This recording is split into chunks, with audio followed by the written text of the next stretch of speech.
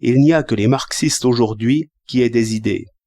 J'entends par idée l'idée de l'idée, car pour l'idée immédiate, chacun la forme au bout de ses doigts. Et l'idée de l'idée, c'est que chacun pense selon ce qu'il fait. L'idée qu'un policier forme concernant l'art de persuader lui vient de cette étrange matière qu'il sait faire parler. Un banquier pense autrement, un prêtre autrement. Je sais que le ministre pense son pouvoir, et l'avare aussi, mais aucunement, mais autrement, sur d'autres objets. J'observais hier une équipe de poseurs de rails. Ce grand et lourd objet impose d'exactes pensées. L'accord des mouvements importe autant à chacun que l'air qu'il respire. Le chef d'équipe, dont l'appel mordant va retentir jusque sous les chênes de l'antique forêt, fait une autre chanson que l'appel du paysan. L'obéissance aussi est autre. Supposez que les idées du paysan et de l'ouvrier n'obéissent point premièrement à cette musique rythmée et modulée selon le travail. C'est penser selon les livres. Et il est vrai aussi que celui qui pense selon les livres est un genre de diplomate qui a sa manière propre d'objecter et de concilier, parmi ses muets compagnons. Imaginez un tisserand de lin, qui en est encore par la fragilité des fils à l'ancien métier, dans sa cave voûtée. La famille se trouve rassemblée, chacun travaillant autour du métier et selon ses moyens, jusqu'aux petites mains qui rattachent le fil rompu. L'ancien apprentissage revit, l'ancien respect aussi, et l'ancien culte.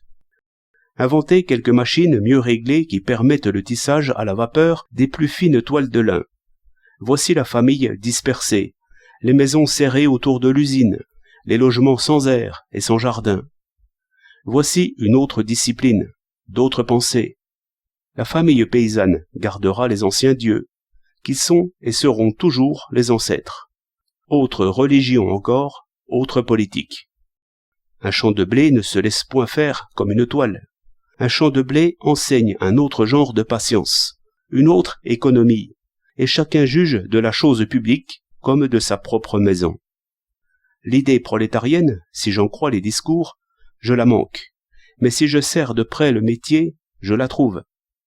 Elle n'est pas cachée, c'est une idée que le paysan n'aura jamais, à savoir que, ce qui ne va pas comme il faudrait, il faut y mettre les mains, et sur l'heure le changer. Mais on ne peut changer le blé sur l'heure, ni changer le nuage et le vent.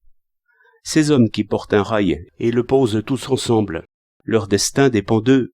Ils se font une certaine idée du chef, non point du chef faible, irrésolu, conciliant, prolixe. La dictature du prolétariat est assez bien définie par ses brefs commandements. L'autorité que l'homme prend sur le cheval est tout à fait d'autre nature. On y trouve une part de menace et de brutalité, jointe à une amitié d'étrange espèce. Ainsi, l'officier de cavalerie est lui-même un produit de la nature et des travaux. Je devine déjà le discours qu'il se fait à lui-même en lisant son journal. Je sais quel journal. L'automobile et l'avion commanderont une autre politique, et l'usine d'avion elle-même nourrira, c'est le mot propre, en l'ouvrier d'avion, une autre idée du progrès et des besoins qu'en l'ouvrier qui fait des couteaux ou des casseroles. Et le marxiste lui-même, je l'explique par sa propre idée, car, tant qu'il est spectateur, il pense selon le discours, et selon le genre de puissance qu'il exerce par le discours. Mais dès qu'il est gouvernant, il pense pouvoir, police, armée. Il a son rail aussi à porter. Il pense selon le cri bref, oui, mais comme le rail fait voir aussi des opinions, le cri change et l'idée change, et beaucoup plus vite qu'on n'oserait croire. L'idée fait la révolution. Il reste un chapitre à écrire. Comment la révolution, comme métier, change à son tour l'idée. Car il y a une manière de prendre l'homme et de le manier, comme de prendre et de manier un rail. Seulement tout à fait autre.